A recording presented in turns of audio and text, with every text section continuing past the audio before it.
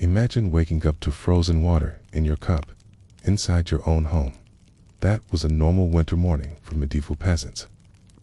Welcome to another slow journey through the distant past, where the wind howled louder than the church bells, and survival depended on the simplest things. Tonight, we explore how medieval peasants survived the coldest nights of the year, when the frost crept into their bones and hope clung to the faint warmth of a fire. Take a deep breath and settle into stillness. Before we start, what time are you watching this video at? Morning, midnight, or somewhere in between? This is not just history. It is a quiet story of endurance, of humble people, and how they kept their families warm when the world turned to ice. Life in a medieval village was already hard in summer, but winter made it feel almost impossible. The sun disappeared early, leaving people in long hours of darkness with little to protect them. Each evening brought cold that crept in like a silent invader. Peasants lived in small huts made from timber, mud, and straw. These walls were thin and poorly sealed, letting in drafts and letting out heat. Snow often piled against the door, and frost formed on the inside walls. To fight the cold, families would all sleep in the same room. They huddled close together for body warmth, often piling hay and woolen blankets over themselves. Children slept beside parents, sometimes even with farm animals inside the home for extra heat. The hearth was the heart of winter survival. A fire burned through most of the night, fueled by whatever wood or dried dung they could gather. Smoke filled the room because chimneys were rare, but peasants accepted the irritation as a small price for warmth. Gathering fuel was a never-ending chore in winter. Men and boys would wake early to collect firewood from nearby woods, even if the snow came up to their knees. Dung from livestock was dried and saved throughout the year, becoming a vital source of winter fuel. Food changed in the cold months, as crops could no longer be harvested. Preserved goods became essential, like salted meat, dried beans, and root vegetables kept in cellars or buried under earth. Warm stews made from these ingredients helped keep people nourished and warm from the inside out. Peasants wore layers to survive the chill. Wool was the most common fabric, often worn in multiple thick tunics. Scarves, mittens, and caps were made at home and passed down from parent to child. Boots were rarely enough to protect from the snow. Peasants wrapped their legs in wool and straw, tying them with leather straps. This made walking awkward, but helped prevent frostbite and gave their feet a fighting chance against the cold ground. Windows were a luxury in winter. Most homes had tiny slits for light, which were covered with cloth or wood during the cold months. Some richer villagers used greased parchment to let in a bit of glow while keeping out the cold. Drafts still slipped through every crack and crevice. Peasants would stuff gaps with moss, mud, or rags soaked in animal fat. These makeshift insulators helped block the wind and keep what little warmth they had trapped inside. Even with all these efforts, sickness was common during the coldest nights. The chill weakened the body, and without doctors, peasants relied on herbs and hope. Children and the elderly were most vulnerable, and it was not unusual for families to lose loved ones each winter. To survive emotionally, they turned to rituals and faith. Many believed that spirits and curses caused winter illness, and they lit candles or said prayers to protect their homes. Religion brought comfort in long, dark hours when it felt like spring might never return. Animals were essential, not just for farming, but also for survival in cold seasons. Cows, goats, and chickens were often brought indoors at night. Their body heat added to the warmth of the hut, and their presence reminded peasants they were not alone in their suffering. When snowstorms came, people stayed inside for days at a time. They shared stories, repaired tools, or did small handwork like spinning wool. The bitter cold outside turned the cramped home into a shared shelter where everyone played a role. Children were taught early how to help the family prepare for winter. They gathered kindling, fed animals, and helped insulate the home with hay. There was little room for idleness when every task was a matter of survival. Despite the hardship, there was also a kind of peace in the cold. The village grew quiet, the fields were still, and time slowed down. Families leaned on each other, finding comfort in their closeness and in the routines that carried them through. No one wasted anything during winter. Even scraps of food, broken tools, or worn clothing were mended, reused, or burned, if nothing else. Waste could mean the difference between surviving the season or not. The long nights encouraged storytelling and shared memories. Around the fire, parents told tales of harsh winters past and the resilience of their ancestors.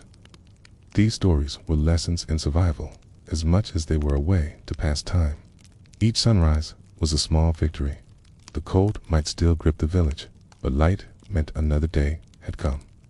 The fire would be stoked, the children awakened, and the struggle to stay warm would begin again.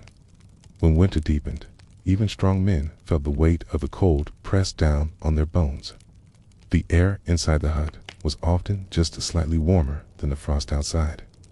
Breathing created tiny clouds, and every movement felt slower than in warmer months. Clothing was rarely washed during winter. Water sources were frozen, and drying clothes in the cold was nearly impossible. Instead, peasants layered dirty garments, preferring stink over sickness caused by wet fabric. Woolen caps were worn even while sleeping. Heat escaped quickly from the head, so these simple hats helped retain body warmth. Families often shared them, passing them down through siblings year after year. Sometimes villagers built sleeping platforms raised from the floor. Cold air settled low, so sleeping slightly higher helped avoid the worst of the chill. Hay or straw was piled beneath for added insulation and comfort. Hay was one of the most important winter tools. It was used for bedding, blocking drafts, and even stuffing into boots for warmth. Animals also relied on it when snow covered the pastures and they could no longer graze. Cows and sheep were kept in shared barns or small stables.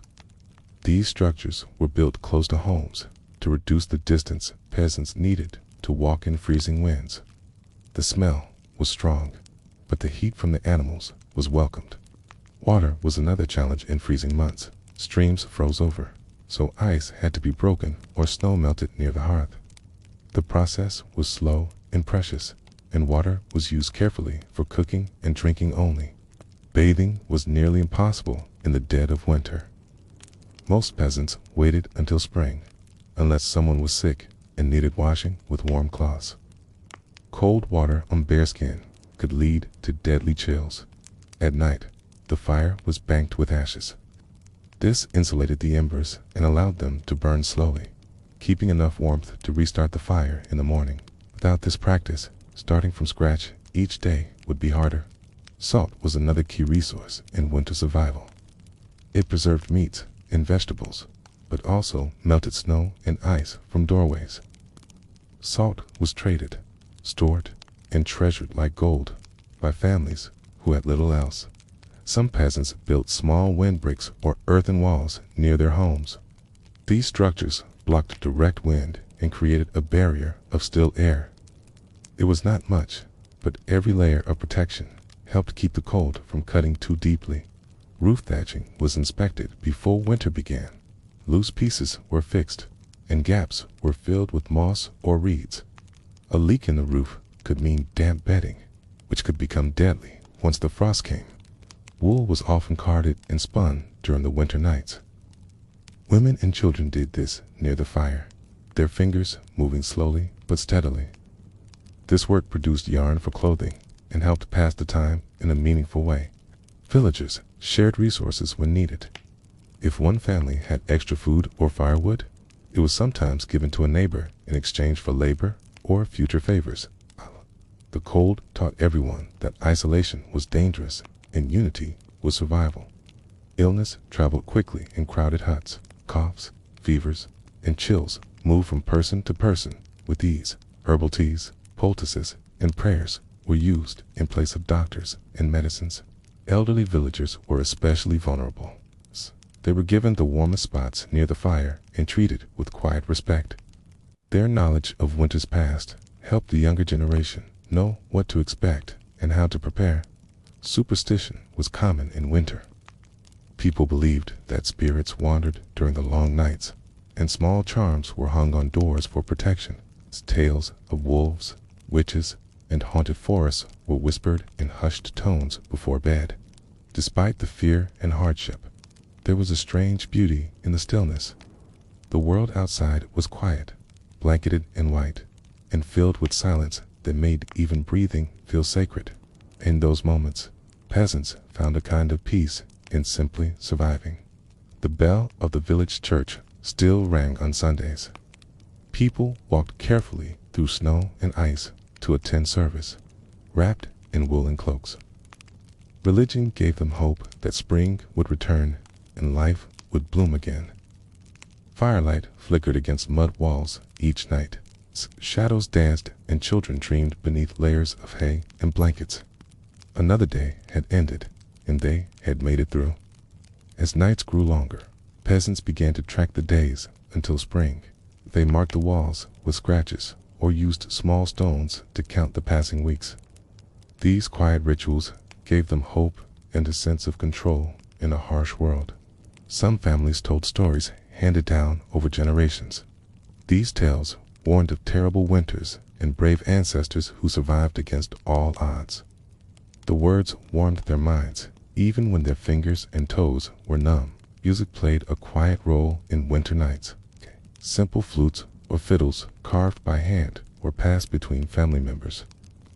The melodies were slow and soft, meant to soothe rather than excite. Chores never stopped, even when snow covered the fields.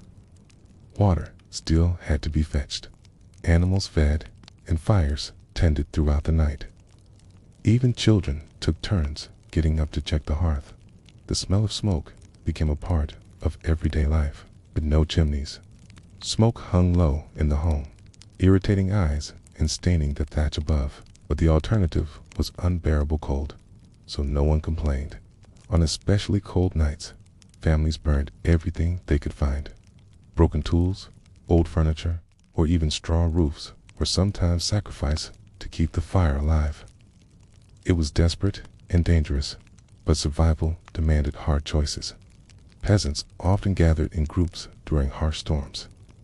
Multiple families might share one hut, bringing their animals and food together.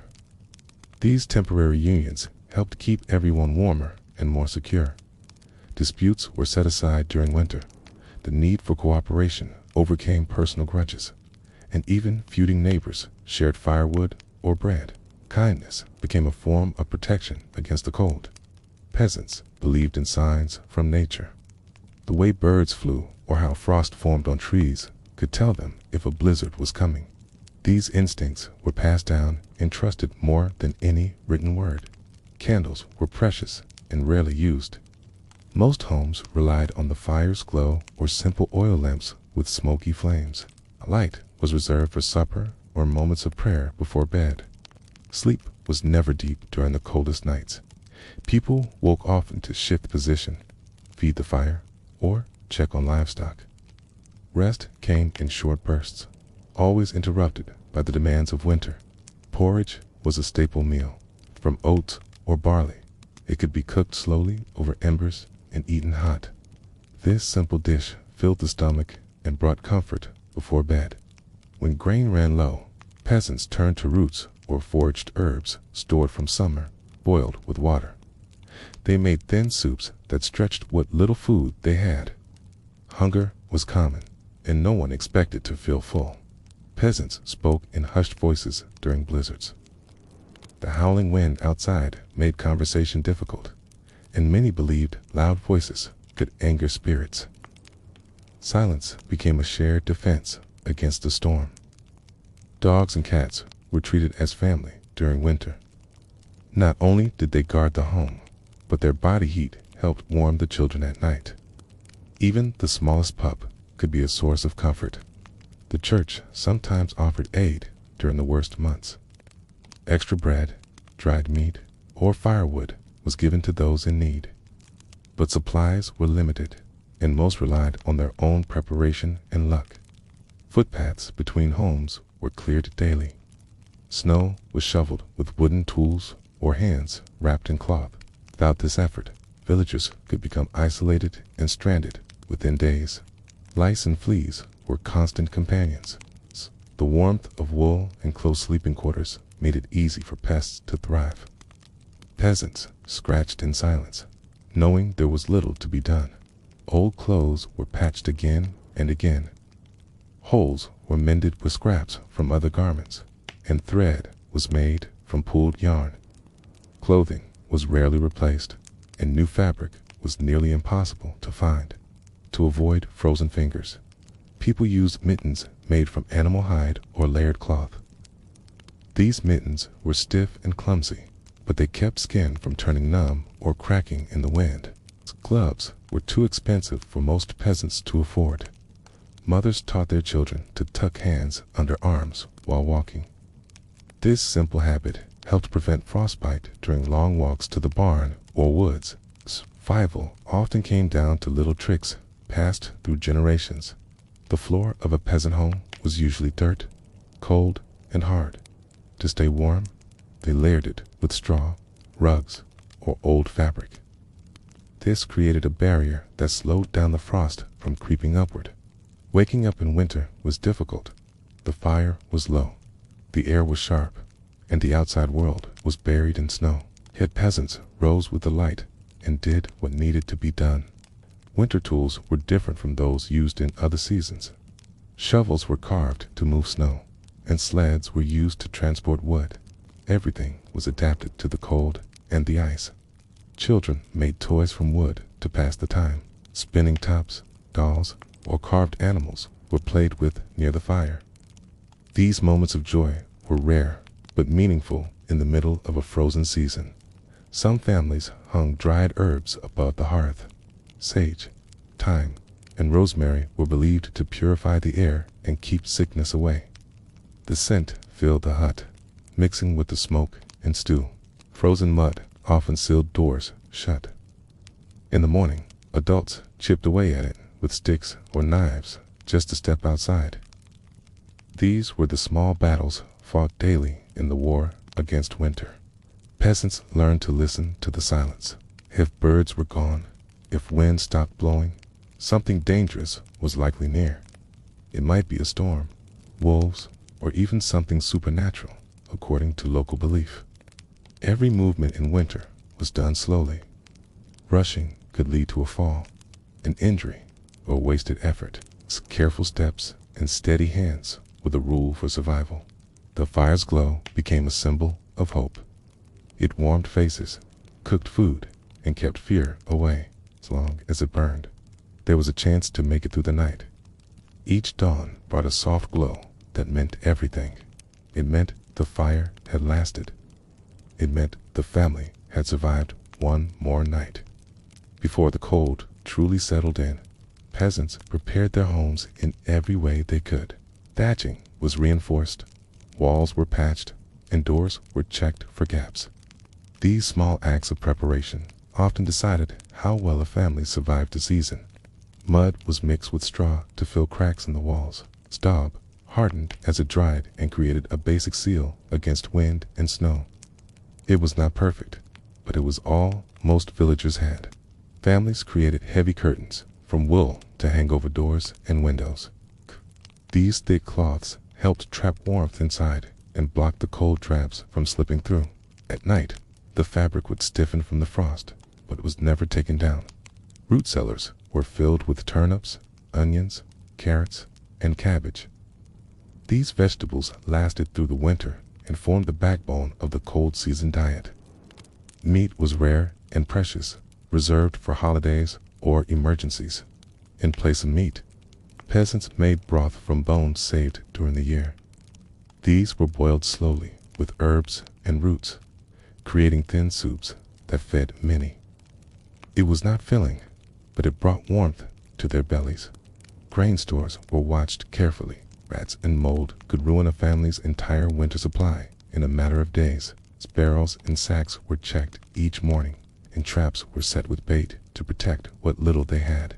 Frost crept in through the walls, even after every effort to block it. People sometimes woke with their blankets stiff and covered in thin layers of ice. The air inside their homes was so cold that their breath lingered like mist for minutes. Wool socks were knitted in the evenings near the fire. Mothers and daughters worked together, their fingers moving in rhythm while their faces glowed in the firelight. These socks were treasured and carefully mended each time they wore thin. Water had to be melted from ice every day. Snow was packed into pots and placed near the fire to melt slowly. Even this water was filtered through cloth to remove bits of dirt or ash from the hearth. Soap was almost never used in winter. It froze too easily and was too precious to waste. Cans were wiped with straw or cloth, and most accepted grime as part of winter life. Chickens and ducks were brought inside small coops built near the hearth. Their feathers helped insulate the house, and their clucks gave a feeling of life during long, quiet nights. Their eggs were gathered quickly each morning before the cold could ruin them. Pigs and goats stayed in lean-tos near the barn. They huddled together for warmth, and their waste was gathered for fuel. The animals were not just resources, they were companions during lonely and bitter nights. Some peasants believed in old charms to keep the winter spirits away. A circle of iron nails might be placed above the doorway. Others hung small wooden carvings of saints to watch over their sleeping children. Dreams during winter were strange and vivid. The cold made sleep shallow, and many claimed to see omens or visions in their rest. These dreams were told over morning porridge and discussed like warnings from another world. Children learned to stay still under their covers. Tossing and turning meant losing body heat and waking up shivering. Instead, they lay quietly, curled beside siblings or even small animals for warmth. Coughing at night was feared. A dry throat could quickly turn into illness, and illness could turn deadly. Herbal teas made from dried leaves were the best medicine they had. Houses were quiet by nightfall, with no light and nothing to do. Most went to bed early and rose with the dawn. The rhythm of the days was tied to the rise and fall of the sun. When snow piled too high, paths to the well and barn were dug by hand. These narrow trenches became lifelines to water and food. Slipping or getting lost in a snowdrift could mean hours of delay or worse. Blankets were made from scraps of wool and old clothing. These patchwork layers were thick and heavy, but they held warmth like a cocoon. Each family had their own designs, sewn slowly over the years. Firewood was stacked inside whenever possible. Wet wood made smoke and little heat, so dry branches were gathered during the fall and protected from snow. A well-stacked pile was a symbol of preparedness and care. The village blacksmith sometimes helped by sharpening tools or fixing pothooks. Even in winter, his forge glowed and hissed, a place of strange heat and loud noise. Here worked quickly, so his fingers would not go numb. Midwives stayed busy during the cold months.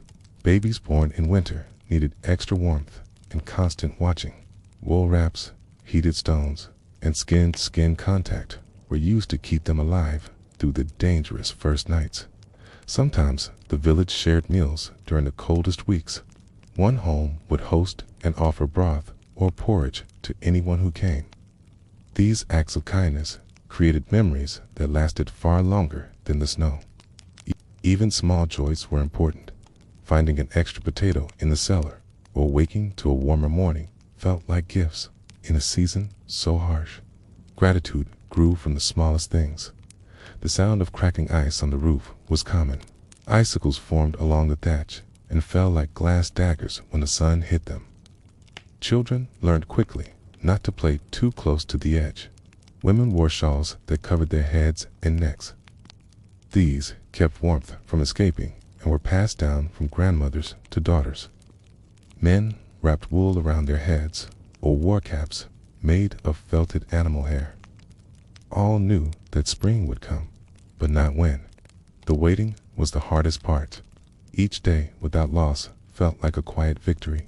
And so, the fire was banked, the doors sealed, and the family huddled beneath wool and hay. Outside, the wind screamed and snow danced in the dark. But inside, against all odds, warmth remained. Winter in the countryside was not just a season of hardship. It was a test of everything a family had done to prepare in the months before. The fields were silent, the tools rested, and all that remained was the will to endure. Time moved slowly in the cold. With few tasks outside, people turned inward, spending their days mending clothes, repairing tools, and preserving food. Even in stillness, there was always something to be done. The weaving loom became a centerpiece of the home. Women and girls sat before it in the firelight, pulling wool into thread and turning thread into cloth. Every new piece was needed, and every old piece was salvaged and reshaped. When the fire burned low, glowing coals were used to heat stones. These hot stones were wrapped in cloth and placed in beds before sleep. They gave off gentle warmth that helped people settle under the thick woolen layers. Children were taught how to keep the fire alive. Even the smallest hands learned to stir embers and add kindling without scattering ash. Fire was not just warmth, it was life, and everyone had a role in tending it. Villagers sometimes ventured into nearby woods for fuel. Dead branches and fallen logs were gathered and hauled home on wooden sleds. This work was slow, cold, and often dangerous, with wolves and deep snow lurking just beyond the trees. The scent of pine and smoke clung to clothes and skin. It mixed with the musty smell of damp wool and the earthy odor of packed straw. These smells became the background of winter living, comforting in their familiarity. With livestock nearby, the sounds of grunts, bleats, and clucking filled the hut. It was noisy and cramped, but it also brought warmth and a strange sense of cheer. Animals breathed warmth into the air and gave children something to tend and talk to. The mornings were the hardest. Getting out of bed meant facing a rush of cold that wrapped around the body like a wet cloth. Fingers stiffened, noses ran, and toes searched for boots that never seemed dry enough. Meals were often cooked slowly throughout the day. A pot hung over the fire, filled with whatever was left from storage. Stew might bubble for hours, sending up steam that softened the air and gave hope that something warm was coming. When food was short, families rationed carefully. Spoons were smaller, bites slower, and nothing was left in the pot. Even the crust burned to the side of the kettle was scraped and eaten. Rain sometimes came instead of snow. It froze overnight into slick sheets that coated every surface. Walking on such days meant crawling or slipping, and bones were often broken from the fall. To protect against the ice, villagers threw ash from the fire on paths. The ash created grip and soaked into the surface, darkening the snow and helping it melt. These simple tricks were learned from elders and passed down with quiet reverence. The sky in winter was gray more often than blue. Clouds hung heavy, and the air felt like it held weight. On the rare sunny day, people stood outside in silence, faces turned up, eyes closed. Clothing was layered and tied tightly, woolen tunics beneath thicker cloaks, belts fastened to hold everything in place, hats and hoods covered ears, and scarves wrapped around mouths left only eyes exposed. Work never truly stopped. It simply changed. Field labor became household labor, and families adjusted their rhythm. The pause in planting gave time to fix, plan, and pray. Time was told by the fire in the stomach. When the wood ran low, it was time to fetch more. When hunger gnawed again, it was time to eat, or at least drink something warm. Small cloth pouches of dried herbs were steeped in water. These teas soothed sore throats, eased coughs, and gave a taste that distracted from hunger. Linden, chamomile, and elderflower were favored if they could be found. Some villagers carved small objects from wood, figures, beads, or simple toys, passed long hours and kept fingers moving. These pieces were sometimes given as gifts or traded for food. On feast days, the village came together in the church or a large home. The fire burned bright, songs were sung, and loaves of bread were shared. For a few hours, warmth came from more than just the hearth. Scribes or literate clergy sometimes read aloud stories or verses. Their words echoed in the quiet rooms, wrapping listeners in tales of kings, saints, and distant lands. These moments were rare, but deeply remembered. Death came silently in winter. A child did not wake. A cough grew deep. A shadow lingered too long in the corner of the room. It was a presence, all new and none welcomed. Funerals were short and quiet. The ground was hard, and burials were delayed or hurried. Prayers rose into the cold sky, and the village returned home with eyes down and hands tucked deep into sleeves. Survival depended on patience. It meant enduring cold that bit to the bone, hunger that whispered through dreams, and darkness that pressed against the soul. Instead, people held on. Hope came in the smallest signs: a bird singing in the trees, a patch of soil revealed where the snow melted early. The wheel of the year turned slowly, but it always turned. One day, the snow would stop falling. One day, the cold would break. Until then, they remained by the fire, together in silence. Wrapped in wool, surrounded by straw, and warmed by the faint glow of shared breath. Waiting, enduring, surviving. Winter was quiet, but never peaceful. The cold muffled the world, but it also sharpened every hardship. Each sound echoed louder, each shadow stretched longer, and each task required more strength. Villagers learned to listen for danger: creak of a beam, the snap of a tree limb, the shift in one direction. These were signs of storm, collapse, or some threat on the horizon. Frostbite was a constant risk. Fingers, toes, and ears were the first to go numb. Once feeling was lost, it was often too late to undo the damage. To protect against this, peasants wrapped themselves in wool and straw. They stuffed shoes with hay and layered rags beneath cloaks. Children were bundled tightly and warned never to take off their mittens outside. Shelters were not always strong. Thatched roofs sagged under snow, and walls bent with the pressure of wind. Families sometimes slept huddled near doors in case the roof came down in the night. The hearth was their shield. It glowed, cracked, and hissed, offering light and life in an otherwise lifeless room. Watching it gave comfort that morning would come again. Stories kept minds busy when the hands were idle. Grandparents told of winters long ago, of wolves in the woods, of heroic acts done with little but courage. These tales became part of the fire itself, passed from lips like prayers. Some villagers carved symbols into doorframes. They believed these signs kept evil spirits out and warmth in. Every home had its own mark, its own small piece of magic. Wool was always in motion, whether being spun, woven, or mended. It formed the backbone of warmth. Even scraps were never thrown away. The strongest among them collected snow to melt for water. Buckets were filled and placed near the hearth, slowly turning ice into something useful. That water was used for broth, for washing hands, or to wet cloth for fevers.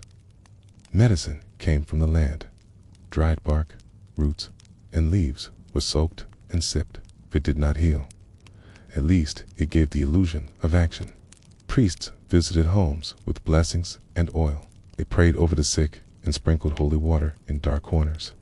Faith was as much a medicine as any herb. Fur from hunted animals was shared carefully. A rabbit skin might become a pair of gloves or be sewn into a child's cap. Every inch of warmth mattered. Tools cracked in the cold. Metal became brittle, wood warped, and ropes froze stiff. Pairs were done by firelight, slowly and carefully. Even laughter had a place. Jokes were whispered between siblings. Games invented with pebbles and cloth. Smiles were rare, but real. Sleep came early and left early. The sun was a short visitor, barely rising before it began to fall again. The day passed between darkness and flickering firelight. Some families counted the days aloud. One child would make a mark each morning on a board near the hearth. It was their way of measuring hope. When animals died in the cold, it was both grief and gain. The meat was used, the hide stretched and dried, the bones saved for broth. Nothing was wasted, because nothing could be. Wind was not just noise, it was a presence. It slid beneath doors, rattled shutters, and moaned through the trees. It was as real as hunger and just as feared. In the stillest hours, parents would check on children. They pressed fingers to cheeks and chests, making sure breath still moved. Those moments felt like holding on to life with bare hands. Wood smoke clung to everything. It soaked into hair, into cloth, into the air itself. Without it, the cold would win. Some peasants lit small fires in clay pots to carry between rooms. These slow-burning embers helped when the main hearth faded. They were passed with care, like cradling a baby aflame. Even in the worst cold, the rhythm of life remained. Feed the animals, mend the blanket, stir the pot, peat until spring. The fire was checked one last time before sleep. Ashes were banked, coals covered, kindling stacked nearby. The room darkened, the air cooled, and dreams crept in. Outside, the wind screamed across open fields. Snow fell like silent feathers, burying everything in white. But inside, in the flicker of fading firelight, a family slept together. One more night endured. The long cold nights were not always spent in silence. Some families sang soft songs passed down through generations. Peace.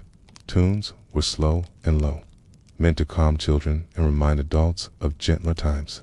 Washing clothes in winter was nearly impossible. Streams were frozen, and wet garments took days to dry. Most simply layered dirty clothes and hoped the cold masked the smell. Hands grew, cracked from the dry air and rough work. Fat or lard was rubbed into the skin to prevent bleeding. It was not pleasant, but it was the only way to keep fingers useful. Older peasants taught younger ones how to feel the cold before it turned dangerous. If your cheeks burned, you were still safe. If they went numb, it was time to go inside. Wood piles were guarded with care. The supply ran out. There would be no second chance to fix it. Even one night without fire could end a life. Some villages made bricks of dried peat to burn. It did not burn hot, but it lasted long. Peat was gathered from the earth in warmer months and dried over weeks. Clothing was often patched so many times the original fabric disappeared. Each patch told a story. A winter survived. A tear mended by hand. Nothing was ever thrown away. The cold made metal tools hard to hold. Blacksmiths wore thick leather gloves and worked near fire whenever possible. Their forges stayed lit even in the darkest months. When windows iced over, people scraped them with bones or wooden blades. Most did not have real glass, only cloth or waxed parchment. Keeping light in and cold out was a careful balance. Lanterns were rare, but precious. Flame behind thin horn or oiled cloth gave off enough light to find your way. Every step had to be slow, because one fall could break both the lantern and your leg. Salt was worth more than silver in winter. It preserved food, melted ice, and even treated wounds. Peasants traded for it or saved what little they had with care. Woolen caps were worn even while sleeping. Children especially were wrapped from head to toe. Heat escaped quickly from bare skin, and any uncovered spot could become dangerous. Rain barrels froze solid. Ice had to be broken daily, and buckets filled with chunks carried inside. Near the fire, they slowly turned back to water. Some peasants built sleeping benches along walls. These were raised off the ground to avoid the coldest air. Straw mats and fur pelts were added for extra warmth. Firewood was sometimes stolen between neighbors. Desperate times made good people act in secret. Caught, punishment was swift, but rarely deadly. Smoke from the hearth darkened ceilings and made eyes sting. Still, people welcomed it. It meant the fire was alive, and so were they. Prayer became a part of routine. Before eating, before sleeping, and even while working. Hands folded and voices whispered. Faith was a shield they wore just as much as any cloak. When a home caught fire, it was disaster. No one had water to waste, and frozen barrels offered no help. Entire homes were sometimes lost in minutes. Children invented games with stones, bones, or bits of cloth. They kept spirits light and taught patience. Even in the cold, laughter still found its way through. Cooking pots were never emptied fully, so the last bits were saved and added to the next meal. Over time, flavors deepened, and one stew stretched for weeks. Wooden shoes were lined with rags or straw. They clattered on frozen paths, but protected from frostbite. Boots were rare and usually saved for travel. Some nights, howling came from the forests. Wolves hunted closer to villages in the heart of winter. Doors were barred, and fires stoked higher to keep fear away. Illness moved quickly through huts. A cough in one corner became a fever by morning, with no true medicine. Many simply hoped it would pass. Wool was spun at night to keep hands busy. Threads were twisted by firelight, steady and slow. Scarves and mittens were made with love and urgency. Even the village well could freeze. Ice was chipped away with iron rods. Buckets were lowered carefully, hoping the rope had not stiffened too much to work. Ashes from the fire were spread over paths. They melted snow and gave grip to footsteps. A gray trail marked where people still dared to walk. When snow melted from rooftops, it meant warmth was escaping. Peasants climbed up with straw and mud to fix gaps. Losing heat through the roof was a slow and silent danger. At night, a parent would rise to check the fire. They moved barefoot across the cold floor, placing a log gently onto the glowing coals. Then, they would stand for a moment, watching the flames return before crawling back under the heavy blankets. Sometimes, it was the quiet that felt the heaviest. The cold, dulled sound, and even the wind moved in hushed tones. Villages seemed to pause, holding their breath with each snowfall. In this silence, the smallest noise mattered. The crack of ice from the roof, the snap of a twig outside, the low creak of wood in the walls. As people listened with care, unsure whether to feel comfort or fear. Meals became moments of warmth and peace. A bowl of porridge or a piece of bread toasted near the fire was more than food. It was a reminder that they had made it another day. Those with chickens counted eggs like treasure. Each warm shell held in a cold hand felt like a small miracle. Even a single egg could turn watery broth into something closer to a meal. Mittens were tied to children's cloaks with cords. If one fell in the snow, it would not be lost. Losing clothing in winter was more than inconvenience. It could be deadly. Walking anywhere took twice as long. Snow came up to the knees, and paths disappeared under thick drifts. Feet moved carefully, always watching for ice beneath. Cold did not care about age. Babies, the elderly, and the strong all felt it the same. The difference came only in how much they could endure before it took something away. Peasants built windbreaks with branches and packed snow. These small walls helped shield doors from the worst of the gusts. In heavy storms, they could mean the difference between warmth and frozen death. Some villagers kept pots of coals beneath beds, shielded by stone or clay. They gave off just enough heat to keep frost from settling on faces. Okay. They had to be watched closely to prevent fires. The air inside homes was thick with smoke and breath. Windows were kept closed or sealed, and the only escape for air was through the cracks in the roof. People coughed quietly, grateful for warmth, even as their eyes burned. Children learned not to cry from the cold. Tears only froze on cheeks and made the pain worse. Instead, they sat still, their noses red, hands tucked beneath their cloaks. The sick were wrapped in extra blankets and placed nearest to the hearth.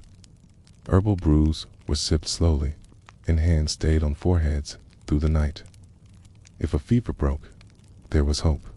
If it didn't, the room grew more quiet. No one spoke of it aloud, but everyone knew what silence like that meant. Grief had no voice during the coldest weeks when supplies ran low. Rationing became a ritual. One potato split 5 ways, one hunk of bread saved for morning. Clerics walked through villages offering blessings. They wore thick robes and carried small satchels of dried herbs. They touched doorposts and muttered prayers for health and mercy. Soot-covered walls near the hearth had darkened the wood and clung to every surface, yet no one ever tried to clean it. Soot meant the fire had been alive. Chores took more effort in winter. What once took minutes now took hours. Every step outside was a battle against the biting air. Warmth became a currency of its own. A spot near the fire was more valuable than anything. Arguments ended when someone gave up their place for another. Wool tunics were never removed fully. Even inside, people stayed dressed in layers. It was easier to sleep in clothing than to risk the cold in the morning. Snow would sometimes fall for days without stopping. Doors became walls of white. Entire homes disappeared beneath drifts that had to be dug through with frozen hands. In the darkest hours, people whispered to themselves. Words of hope, old stories, or simple prayers filled the silence. Speaking anything at all helped keep despair away.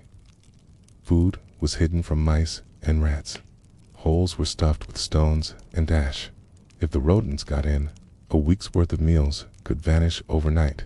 Clothing passed from child to child. A single wool cloak might survive a decade, patched 100 times. Every stitch carried the memory of winters past. People marked their time in firewood. When the stack grew low, so did their hope. Each log burned was another piece of the season spent. The fire was never left to die. Even in the early morning, coals were stirred with care. The hearth held more than flame. It held life itself. In the thick of winter, dreams often turned to the sun.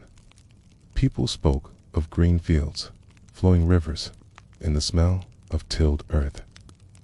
These images were shared like warmth passed hand to hand.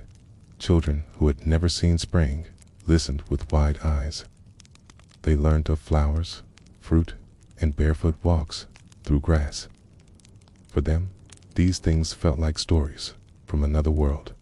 Inside the huts, breath still hung in the air each morning. Frost laced the walls, delicate and cruel. Faces peeked from under blankets with reluctance. Fires had to be rekindled before anything else.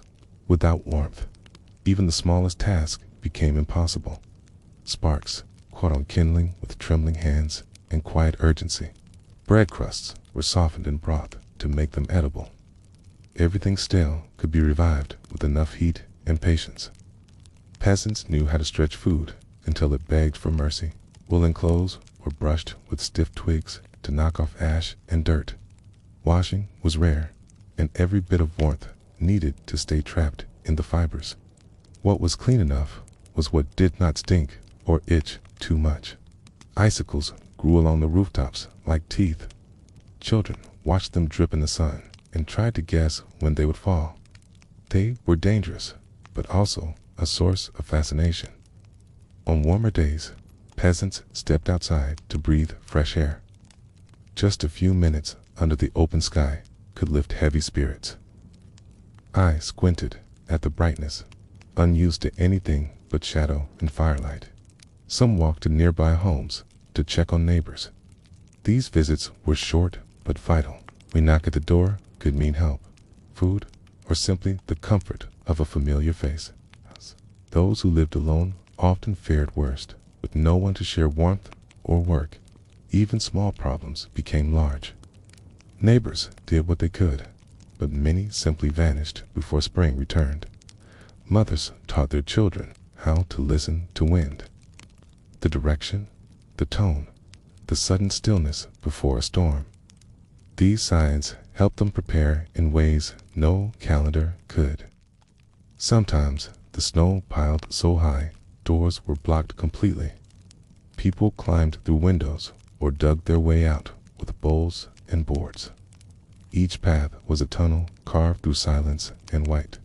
Livestock grew thinner, hay supplies ran low, and frozen water buckets had to be broken open several times a day.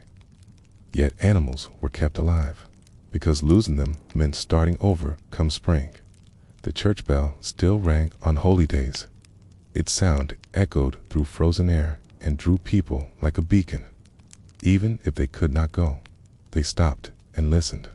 Illness did not spare the faithful when it came. It clung tightly. Herbs, prayer, and rest were the only tools peasants had. If someone passed away, burial was delayed. The ground was too hard, and graves could not be dug. The body was wrapped, blessed, and stored in outbuildings until thaw. These moments carved deep lines into faces, eyes that once looked young-aged quickly in cold and grief. Time moved slower, but the weight of it pressed harder. Some nights, families sat in complete silence. No stories, no music, just the crackle of fire and the soft shifting of blankets. Words felt too heavy to speak. Children sometimes played with scraps of wool or twisted straw into shapes. These games distracted them from hunger or boredom. Even make-believe was a kind of survival. Boots were dried by the fire, stuffed with cloth to keep their shape. Wet boots meant frostbite, and no one could afford that. They were guarded like gold. Visitors brought more than news. They brought different air, laughter, or an extra root vegetable tucked in a bag. These gifts mattered more than anyone admitted. Pots of stew were sometimes shared between homes, a ladle for one family, a ladle for another. Hunger made people generous in strange ways. The cold crept in through the floorboards. Straw was scattered thickly, acting as insulation. Still, toes curled and bodies drew inward at night. Dreams came quickly to the tired. Often they were filled with green trees, warm sun, and tables full of food. Waking up felt like falling from grace, even in sleep. Peasants stayed wrapped tight. No part of the body could be left bare. Exposure for even a few minutes could mean hours of pain. Each night felt like a test. Each morning felt like a victory. Survival was not guaranteed, but each sunrise whispered that hope had not yet frozen. As winter slowly began to loosen its grip, the signs were small but undeniable. A drip from the eaves, a patch of earth showing through the snow, the sound of birds returning to the trees. These moments stirred something deep in the hearts of the villagers. People spoke a little more with each passing day. They stood outside longer, let the fire burn a bit lower, and dared to believe that the worst might be over.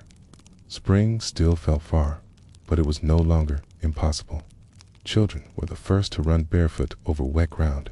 Their laughter broke the silence that had hung for months. Even their games seemed warmer, as if the sun had returned to their voices. Clothing was unwrapped in layers. Mittens came off. Cloaks were folded and set aside. Woolen hats rested near the door. For the first time in weeks, skin felt air without pain. Food supplies were nearly gone by then. Fruit cellars were empty. The last bits of grain had been ground into flour days ago. What remained was hope and the promise of planting season. Fires were still lit, but not fed as fiercely. Coals glowed with less urgency. The room still held cold, but not the biting kind that sank deep into bones. Animals were led from barns to stretch their legs. They stepped cautiously onto the patchy ground, sniffing the breeze like it might turn cold again. Life returned to their eyes in the same way it did for people. Shoes were mended in sunlight by the door. Threads were pulled tighter, leather softened by warmth. Everything that had been damaged by winter was slowly being made whole again. Neighbors visited each other without fear of frostbite. They brought what little remained to share: a jar of lard, a piece of dried meat, or even just a company. These small meetings felt like festivals. Stories of the winter began to be told aloud. They were not as heavy now, more memory than warning. People laughed gently at how they had once huddled in silence, counting sticks and praying for thaw. The sick who had survived were brought outside for fresh air. Pale faces turned toward the sun. Weak bodies rested on benches while the world turned green around them. Children chased chickens, giggled, and shouted without fear. Straw was cleared from floors. Windows were opened, and fire smoke was replaced with the scent of earth. The world felt new again. Still, scars of the cold remained. Some families were smaller, some homes were empty. Names were spoken quietly. Candles lit in their memory. Life went on, but never without remembering what it had cost. Each winter left its mark as the first flowers pushed through frozen soil. Peasants knelt to touch them. Their fingers trembled, not from cold, but from awe. Something so delicate had survived what nearly destroyed them. The village moved together again. Tools were brought from storage, seeds sorted, soil tilled by hand. The rhythm of spring replaced the silence of snow. It was not joy that filled the air, but relief. Joy would come later, when harvests were full and bellies were round. For now, it was enough to feel sun on the back and mud underfoot. Children asked questions about the next winter. Parents answered with soft voices, saying they would be ready. They always were. It was a lie they told with love. Faith remained stronger than ever. The church filled again, not out of fear, but gratitude. Prayers of thanks rose with the scent of candles and fresh hay. Wool was cleaned and packed away, cloaks folded, mittens tucked into baskets, boots placed in corners. They would not be burned for warmth anymore. The hearth still glowed at night, but it was now a choice rather than a necessity. Flames were smaller, wood stacked higher, urgency replaced with comfort. People sat by it with full hearts, not empty stomachs. Bells rang louder in warmer air. Their sound traveled farther, reaching fields and forests. It reminded everyone that they had lived. The children born during the coldest nights were growing strong. They took first steps on muddy ground, their fingers reaching for green leaves. Life had returned. Slowly, surely, softly, peasants marked the days in brighter ways. Not with scratches on a wall, but with flowers pressed in cloth and songs sung while working. The fear faded, but the lessons remained. Spring had not come quickly. It had crawled, crept, and waited. Hey, but it had come, and so the fire was let go. The doors were opened wide, and the village breathed again. And now the story is complete. We have walked through the coldest nights with the people who endured them with little more than wool, fire, and each other. Their strength was not in great armies or riches, but in quiet acts of survival. They did not have warm homes or endless food.